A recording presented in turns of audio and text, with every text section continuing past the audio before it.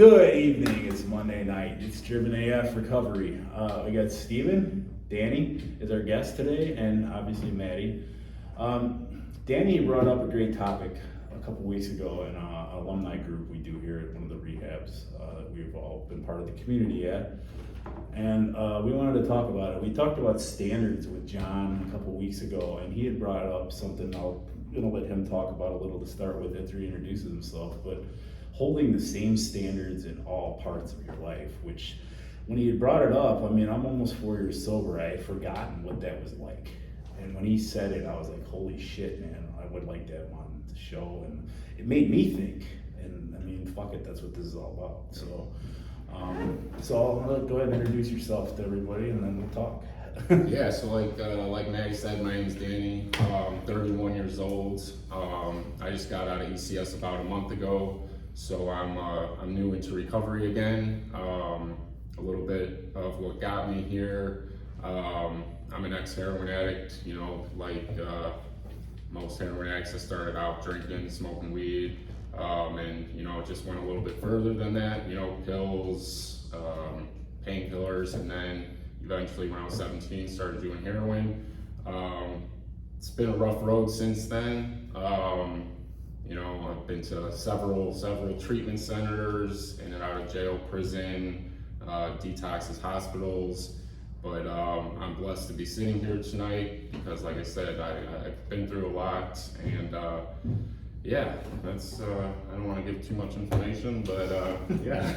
No, that's perfect, man. And like Maddie had said, when you said that in group the other night, we were talking about holding ourselves to a higher standard. You mentioned, you know, being able to hold yourself to a higher standard in all aspects of your life. And kind of like Maddie said, like I had forgotten what that was like, you know.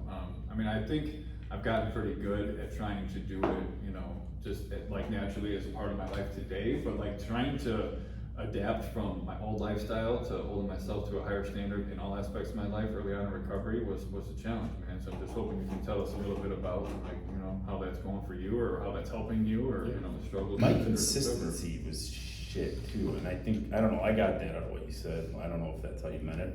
I think maybe all this is, but like, I realized like fresher out the first year or so, or two even, like I would have a standard at work, a standard with my family, standard with my girlfriend, yes, or wife now, or, you know, and it was close. There were certain things that were the same, but there were certain things that were different. It took a while to get to where I was just the same all the time with everything. Which, go ahead and speak on it a little bit.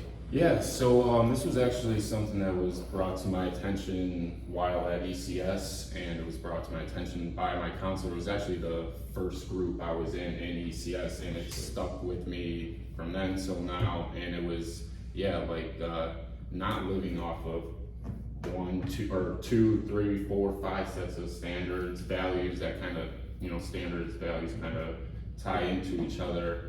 And you know, like Maddie said, I would have, and I still struggle with this today, and but I am working on it. You know, I'll have one set when I'm with my son, one when I'm with my parents, one when I'm with people I used to use with, you know, some when I'm by myself. And you know, I think it's really important to live off of one.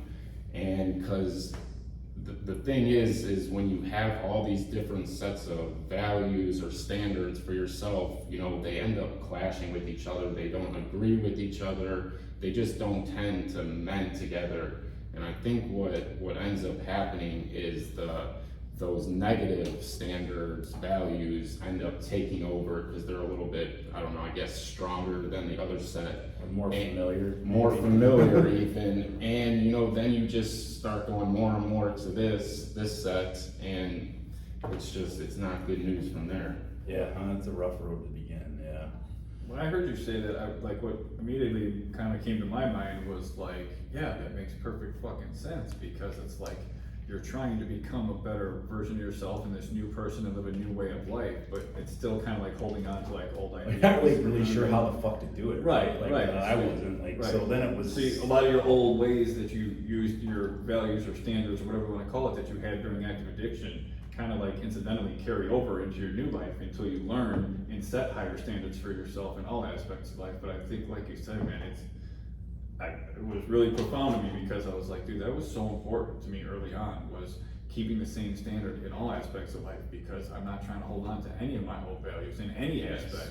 Yes. So, you know, like, I can't still be a scumbag with women or a shitty employee and a, you know, shithead at work when I'm trying to live this life of recovery and be a better human. Yeah. You know what I mean? Like you said, Yes. they're gonna clash, the negative ones are gonna take over, and you're gonna Yes. revert back to your old Absolutely. ways and your old values. I think And it's. then you're fucking high and back in here again. Yes. Or fucking dead. Or, yeah, if you're lucky. Yeah, if you're lucky, you're back here, or, I mean, I'll put it like this, I'll ask you, this is similar, like, I remember specifically with work, I was good about showing up on time, like, I changed some of my standards, but then I'd find myself, like, seeing guys I work with, oh, he's doing that, so I could do that. Like, but you know what, that's not my fucking standard, and that's not, I wouldn't do that shit with my wife, or my dad, or fucking, when I come here, like, that's rigid as fuck, why am I not that way at work, or why am I not that way with dating, or whatever the fucking case may be, you know, I mean, I've been married for a year and a half now, but I wasn't always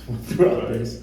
So like, why am I not, like, I know what I want for my idea of what I should be, like, and it's gotten simpler now that that's just everything I do, like, if I'm at work and somebody's slacking off or they leave early, I don't start thinking, well, I can get away with that too tomorrow, like, fucking, if he can do it, I can do it, like, that ain't what it's about though.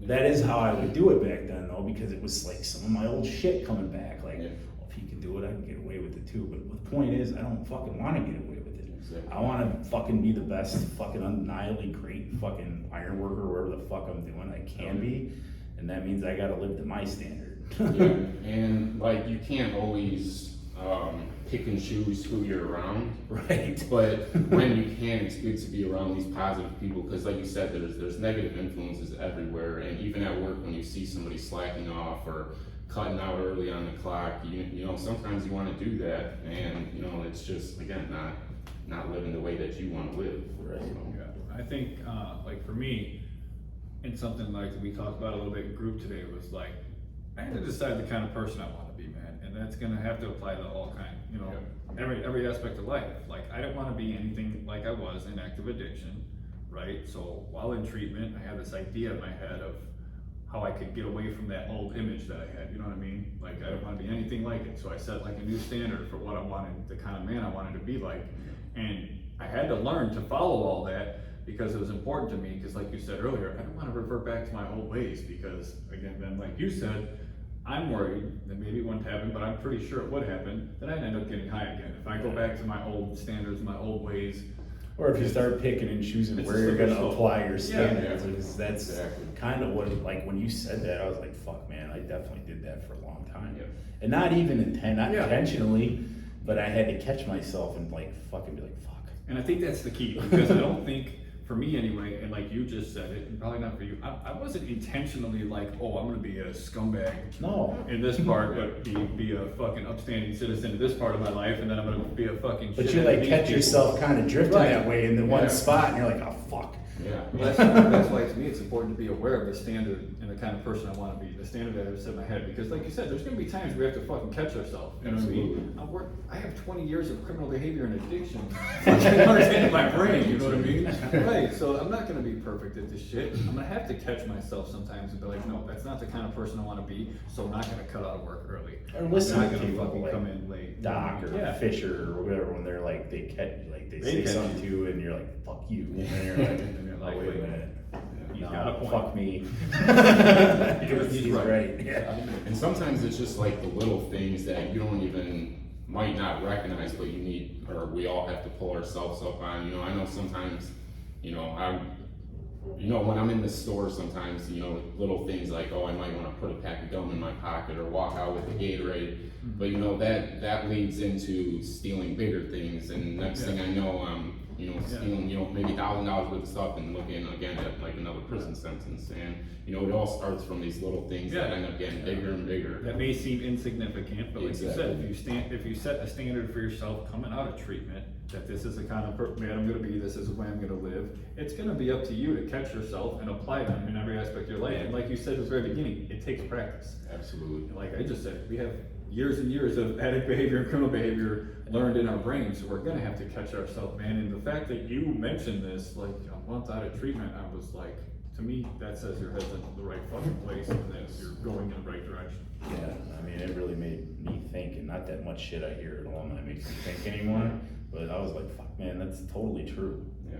Because I experienced it too, and it is difficult to deal with, and like, It is, because catching yourself is tough to begin with, and then correcting it quickly is also the way to go, because then you don't gotta keep going down that road, but it's difficult. Yeah, and 'Cause it goes against the nature you're used to, and then you're like, I think it's overlooked a lot too, though, because for me at least, I don't know, maybe you guys can relate or maybe you can speak on it. I didn't see the correlation for a long time in like getting high and holding myself to a higher standard. You know what I mean? Oh, I didn't at I didn't feel all it was until I came to necessary to hold ACS. myself Yeah. to a higher standard. Exactly. I just was like, okay, I Just just don't gotta get not get high. well, yeah, that was the problem with me too. As long as Danny's not getting high, then everything's gonna be all right. But Yep. that's not the case. You No. can't Thank not be high and still be a scumbag because it just doesn't balance out. Again, they don't mend with each other. I said, like, one always leads to the other and back and Yeah. forth, and it's like, Exactly. you can't fix one without fixing the other. Exactly. Yeah, you can't still keep your addict behaviors in a life of fucking recovery. I mean, I did that, like I said, I mean, I didn't do You a bunch tried. of rehabs and detox, but I got clean and fucked it up so many times, but I never did anything different. I did the same thing as you. I don't have the drugs, everything will sort itself out, but I was still That was kind of doing one all thing. kinds of shitty stuff, and then eventually I'm like, oh, fuck, I'm gonna get high. Yeah. Or Something go that- getting high goes with this activity, so this is what I'm gonna do. So I mentioned it last week, man, it's a tough pill to swallow when you're like me. Everything has to change. You know what I mean? Not Well, that just, is a not tough just thing. not getting high. Yeah. That's the number one, obviously, thing you need to start with. is not getting high, Yeah, 'cause but there's nothing's a gonna lot that's change gotta without- follow. Right. You know what I mean? Like there's a lot of growth that has to happen because otherwise you're like basically right outside of your old addict self. And what do you know, it's a very short distance to go right back to where you came from. Yeah.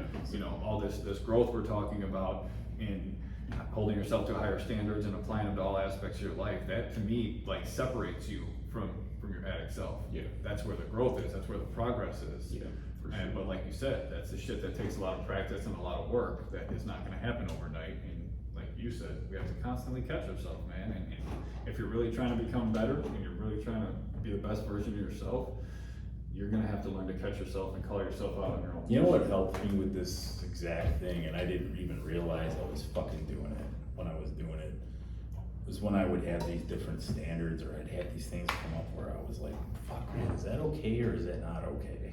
Yeah. As I would have a lot of these moments, man, like especially I remember like my first year and a half, 2 years, like, and I would ask myself, would I tell Doc or my dad this? Exactly. And if I did, and if it was an immediate, no, I don't want to tell them that, then I already knew the answer. You know, if you even have to hesitate. Yeah, and then if it was like a it's right or wrong. maybe, then I'm running to buy one of them or both of them, and then, you know, they'll either be like, yeah, that's a cool, or you're a fucking idiot. Yeah, You know, in exactly. Doc's case, anyway. Oh, yeah, don't go tell I think that's a good point, like. if That was like my litmus test for certain shit, like, If if I don't you're wanna tell them, questioning it's bad. something, probably not a good idea, but if you're thinking that maybe it is, you know, okay, or, you know, aligns with what your goals are and your values, maybe run it by some people you trust, you know, we all in this community, have people that we trust and people that we look up to, you know, you being one of them, motherfucker. But Mike Fisher Never and see Doc myself and that way. Corby, I know you don't, but other people do, including myself, and I'm sure Danny does too. But, that's why it's so important to have like a network of people who are like-minded, you know, because when I have. Or like Rafferty, you know, there's so many people There's like so that many- are, there's so and you many. like watch the ones that are doing the best, and they're Yes. good about doing these things we're fucking talking about. Exactly. Yeah. And that's what I love about this ECS community, because like I said, I've been to many treatment centers, and there's nothing or no other place like this community. You know, we have alumni, we do stuff like this, you know, Doc has his houses, and it's just, there's just so many good people to connect with, to bounce ideas off of that. Again, there's just nothing That like have it. probably been through it already, a lot of the Exactly, time, so. exactly. That's the thing that, like you just said, the community's there if you're willing to use it and if you want to use it. You know, that was a struggle for me for a long time. Was I didn't hold myself to a higher standard because I wasn't willing to talk to anybody else, and it was just all me by myself. So it's been a big. That was one thing I did right, was stick around here and I went to the city for a sober house, but I could take the train out every week for fucking alumni and get home and God knows when and whatever, but I just made it happen. That's where And I think that was one thing that probably did me one of the best things that, for sure, my first year, couple of years, was just staying connected to this.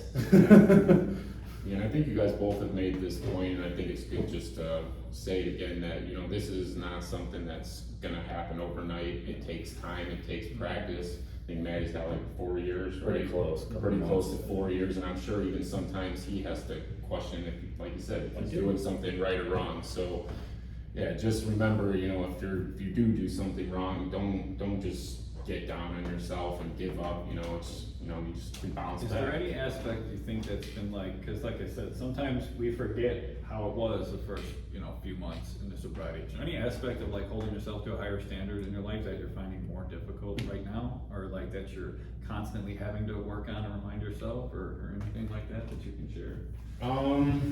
I would say just, you know, when I'm by myself, it's a little more difficult because I can tend to, you know, do what I want, go where I want. But, you know, I find it, like I said, when I'm around people from ECS, my family, my son, you know, positive people who care about me, who have their best interests.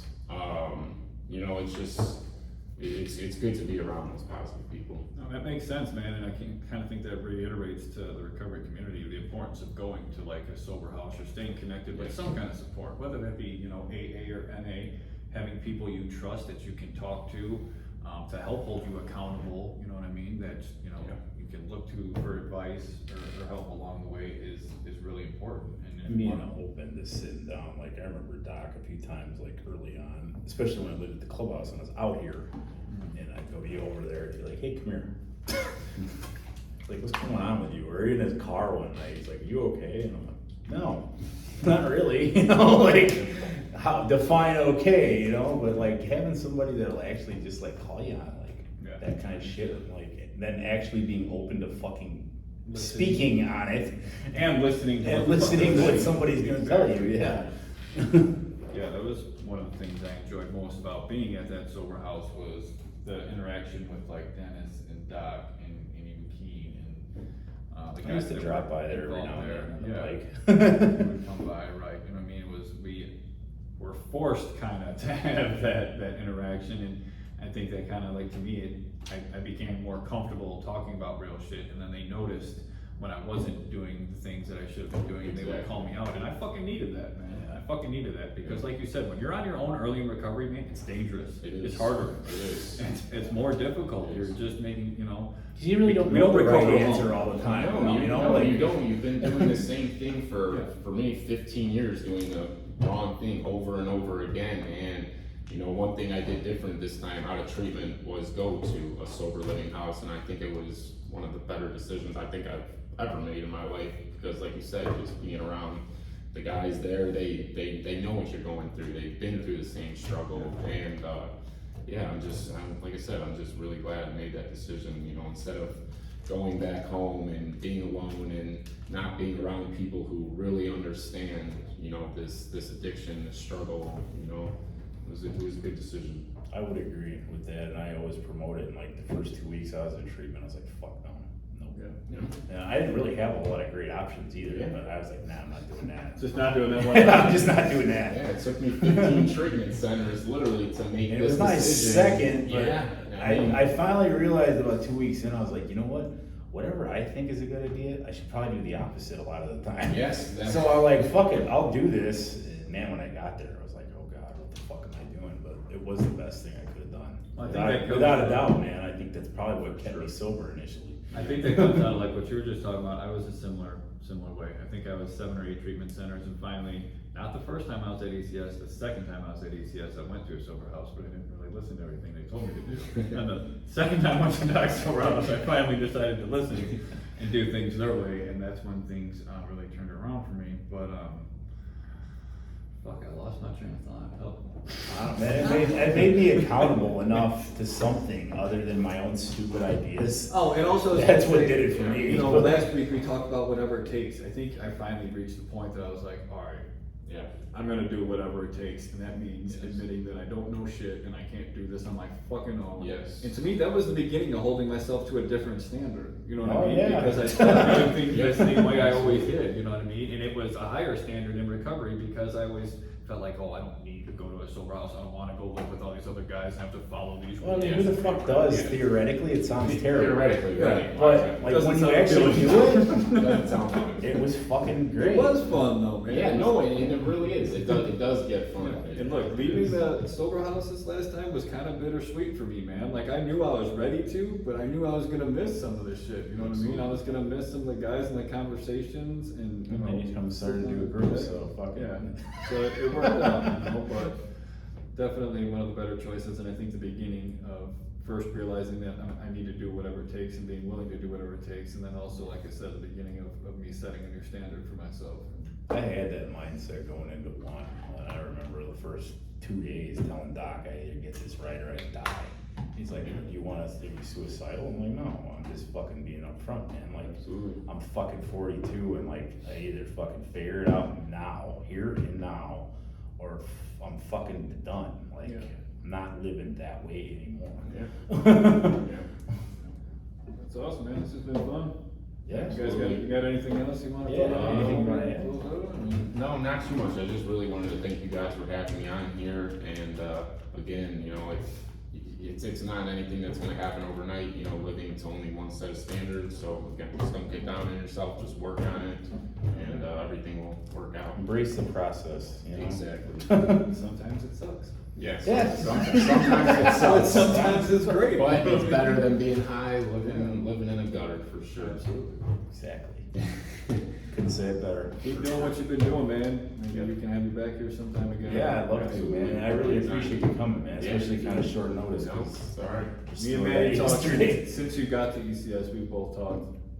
We I don't know, for whatever reason, we like you. Thanks. I like you, I I'll think take you're a it, good yeah. dude. I'll take Well, I mean, it. I don't know, I get pretty Listening good. to you, you know what I'm saying? I'm a Yeah. good judge of character at this point, I think, you know, I have a pretty good Yeah. read on people, man, and you're. Whether they're full of shit or not. Right. You don't seem full You of don't shit. seem like you're at full all. of shit, you seem like you're decent. willing to do whatever it takes, man, and you're already showing and demonstrating that you're holding yourself to a new higher standard, man. You're willing to open your Love mouth to to see help it. some other people, which is Yeah, cool, man, yeah. because that's kind of what it's all, you gotta give Absolutely. something back to the guys that are behind you. Yeah, 'cause I just, like I said, I got beat down this last time to the point where I'm willing to do anything it takes. I have to get uncomfortable, whatever it is, I'm willing to do for sure. Man, I love I to see think it. that's the recipe, usually, man, like, Yeah. that's where I finally was too, I was like, I'm not living this way anymore. Yeah. Like, I don't know how the fuck to do anything else at this point, but I'm gonna figure it out. Ask for help and, I mean, you got some really sharp fucking human beings around here too. yeah, you know? absolutely. Yeah, That are it's more very than helpful. willing to fucking share everything they know. Definitely. Which is a major blessing, man. Like, I don't know, without Doc and Fisher, I don't know if I'd be here either. Yeah. It definitely helped, and they definitely put up with a lot of my shit. Yeah. Same for me, for both of Big them. people. So, Corby as well. all the time. All the counselors, staff, they're all great here. Yeah, so, anyway. All right, well, you know, the contact information's on the channel if you need to get a hold of us. It's Brothers in Arms for Men on Facebook. There's DrivenAF_22, or no, DrivenAF Recovery_22 on Instagram for men, women, anybody, and obviously the channel. So if you get something out of this, share it to help somebody else, cool. That's what we're all about, paying it forward. Let's make the world a little better place, maybe one day, one person, one good thing at a time, so. And always, if you know anybody or yourself, you need help, or you need resources, getting into treatment, detox, man, call us, man, or, you know, anything we can do to help, we definitely will. We appreciate anybody watching, and any comments, man, we definitely like to see comments and interact with anybody, get your thoughts on it, maybe something you'd like to hear us talk about, or, you know, any kind of feedback is always appreciated. Yes, sir. Thanks. All All right, See you everybody next have week. a phenomenal week. Take care. And this doesn't ever work. Fucking try it again. Boom. No.